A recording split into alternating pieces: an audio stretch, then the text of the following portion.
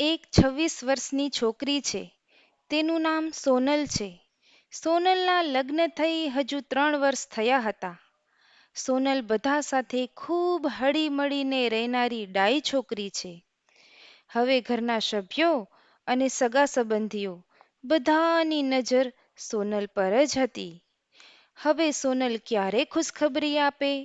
સમયની સાથે એ દિવસ પણ આવી જ ગયો જેની બધા આતુરતાપૂર્વક રાહ જોઈ રહ્યા હતા. સોનલને દિવસો રહે છે. ઘરમાં બધા નાનકડા મહેમાનના આગમનના સમાચારથી બહુ જ ખુશ છે.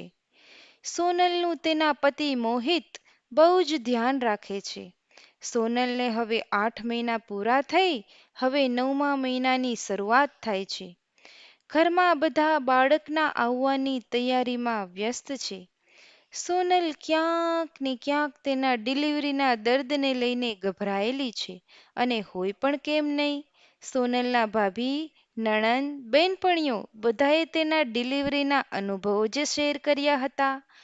અચાનક એક રાતે સોનલને હલકો હલકો પેટનો દુખાવો ચાલુ થાય છે.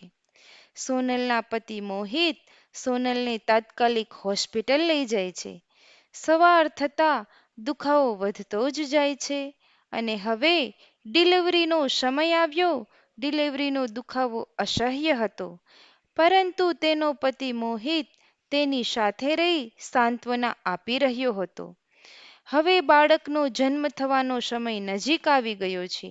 ત્યારે બાળક તેના જન્મના થોડીક ક્ષણો પહેલા ભગવાનને પૂછે છે, હું ખૂબ નાનો છું. હું એકલાથી કંઈ કરી શકતો નથી. હું પૃથ્વી પર કેવી રીતે જીવીશ? કૃપા કરીને મને તમારી સાથે રહેવા દો. મારે ક્યાંય જવું નથી. ભગવાન કહે છે, મારી પાસે ઘણા એન્જલ છે. તેમાંથી મેં તારા માટે એકને પસંદ કરી છે. તે તારી સંભાળ રાખશે. પરંતુ તમે મને કહો, અહીં સ્વર્ગમાં હું ગાઉં અને હસું એ સિવાય કંઈ જ કરતો નથી. તે મારા માટે ખુશ રહેવા માટે પૂરતું છે. ભગવાન કહે છે, એન્જલ તારા માટે ગાશે અને દરરોજ તારા માટે સ્મિત કરશે અને તું તેનો પ્રેમ અનુભવીશ અને ખુશ થઈશ. બાળક કહે છે, અને જ્યારે ત્યાંના લોકો મારી સાથે વાત કરશે ત્યારે હું કેવી રીતે સમજીશ? મને તેમની ભાષા આવડતી નથી. ભગવાન કહે છે, એન્જલ તમારી સાથે સૌમ્ય, મધુર અને પ્રેમભર્યા શબ્દોમાં વાત કરશે, જે શબ્દો તે અહીં પણ સાંભળ્યા નથી. અને ખૂબ ધીરજ અને કાળજી સાથે એન્જલ તને બોલતા શીખવશે. અને જ્યારે હું તમારી સાથે વાત કરવા માંગુ ત્યારે હું શું કરીશ? ભગવાન કહે છે, એન્જલ તને હાથ જોડીને પ્રાર્થના કરવાનું શીખવશે અને તે રીતે તું મારી સાથે વાત કરી શકીશ. બાળક પૂછે છે, મેં સાંભળ્યું છે કે પૃથ્વી પર ખરાબ લોકો પણ છે. મને તેમનાથી કોણ બચાવશે?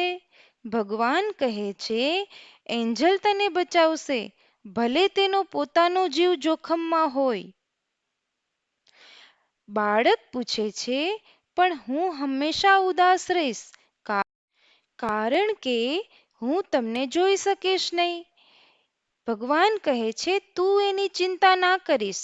એન્જલ હંમેશા તારી સાથે મારા વિશે વાત કરશે. તે સમયે સ્વર્ગમાં અસીમ શાંતિ હતી, પરંતુ ધરતીમાંથી કોઈના વિલાપનો અવાજ આવી રહ્યો હતો. બાળક સમજી ગયો કે હવે તેમને જવાનો સમય થઈ ગયો છે અને બાળક રડતા રડતા ભગવાનને પૂછે છે, હે ભગવાન, હવે હું જાઉં છું. કૃપા કરીને મને તે એન્જલનું નામ જણાવો.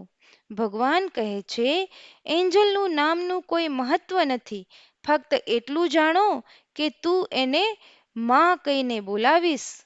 સોનલ જ્યારે પહેલી વાર તેના બાળકને જોવે છે, તેનો બધો જ દુખાવો તે ભૂલી જાય છે. તેના માટે દુનિયાની શ્રેષ્ઠ પળ હતી અને સોનલની જેમ બધી જ માતા માટે પોતાના બાળકનો પ્રથમ સ્પર્શ એ દુનિયાની શ્રેષ્ઠ પળ હોય છે. તેથી જ તો માં તેના બાળકને જીવથી પણ વધારે સાચવે છે.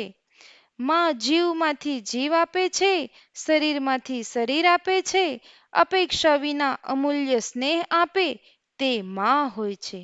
કહેવાય છે કે દરેક જગ્યાએ ભગવાન નથી પહોંચી શકતા, એટલે તેમણે માં બનાવી છે. તો મિત્રો, આ વાર્તા વિશે તમારું શું કહેવું છે? એ તમારા મંતવ્યો કમેન્ટમાં લખીને જરૂરથી જણાવશો. જો તમને વાર્તા પસંદ આવી હોય તો લાઈક કરજો, તમારા મિત્રો જોડે શેર કરજો અને આવી જ રસપ્રદ વાર્તાઓ માટે અમારી ચેનલને સબસ્ક્રાઈબ કરવાનું ના ભૂલશો. ધન્યવાદ.